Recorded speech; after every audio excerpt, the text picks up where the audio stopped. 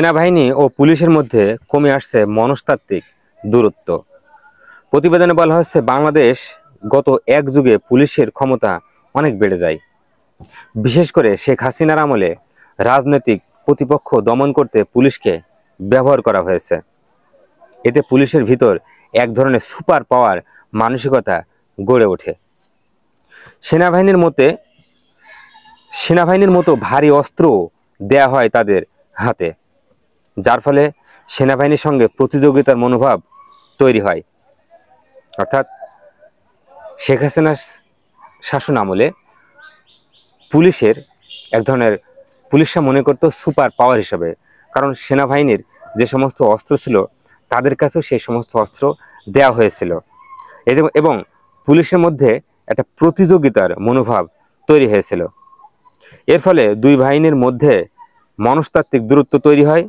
Cox's Bazar major সিনা হত্যা সেই দূরত্বকে আরো তীব্র করে তোলে। অর্থাৎ কক্সবাজারে মেজর সিনাকে হত্যা করেছিল এবং সেই হত্যাকে কেন্দ্র করে সেনাবাহিনীর মধ্যে এবং তাদের যে বিরোধ সেটা তীব্র এবং দূরত্ব তৈরি করেছিল।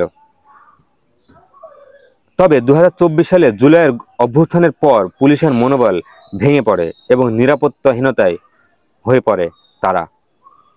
কেন নিরাপত্তাহীনতা হয়ে পড়ে?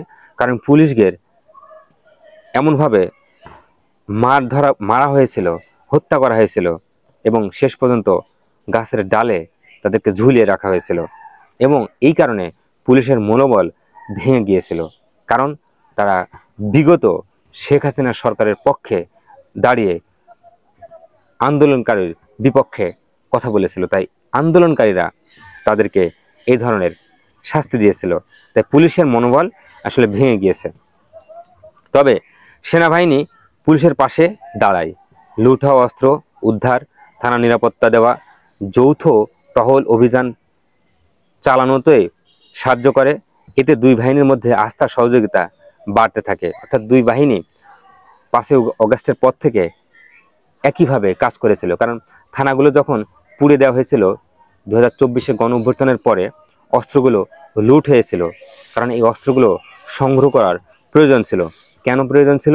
এই অস্ত্রগুলো সংগ্রহ না করতে পারলে, যদিও সব অস্ত্র সংগ্রহ এখনো হয়নি, এই অস্ত্রগুলো সংগ্রহ না করতে পারলে সমাজের মধ্যে বিভিন্ন ধরনের দাঙ্গা সৃষ্টি হতো। সমাজের মধ্যে এক শ্রেণীর মানুষ এসে বল প্রয়োগ করার চেষ্টা করত। তাই সেনাবাহিনী এবং পুলিশ মিলে এই জিনিসটা তারা করেছিল।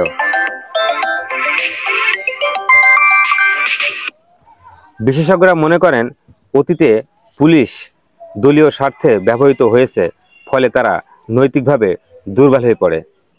কিন্তু এখন নির্বাচন ঘিরে সেনাবাহিনী ও পুলিশ একসঙ্গে কাজ করেছে, যা ইতিবাচক।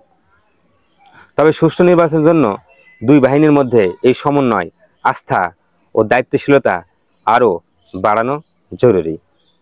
তা না হলে নিরাপত্তা পরিস্থিতি আবারও খারাপ হতে পারে।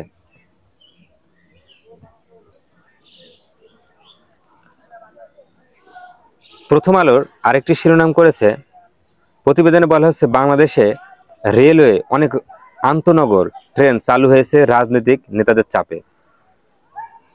অর্থাৎ ট্রেনের মধ্যেও রাজনৈতিক নেতাদের চাপে আন্তনগর ট্রেন চালু হয়েছে, যেগুলো বেশিরভাগ এখন যাত্রী সংকট পড়েছে এবং লোকসান চলছে।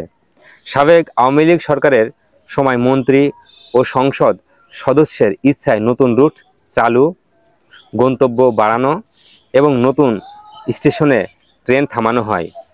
যদিও তার আগে কোনো রাজনৈতিক সমীক্ষা করা হয়নি তার আগে কোনো অর্থনৈতিক সমীক্ষা করা হয়নি। অর্থাৎ বিভিন্ন জায়গায় যে ট্রেনের স্টপেজ দেওয়া, বিভিন্ন জায়গায় ট্রেন থামানো এবং এই থামানোর ফলে অর্থনৈতিকভাবে কতটুকু সাফল্য আসবে তার কোনো পরীক্ষা করা হয়নি।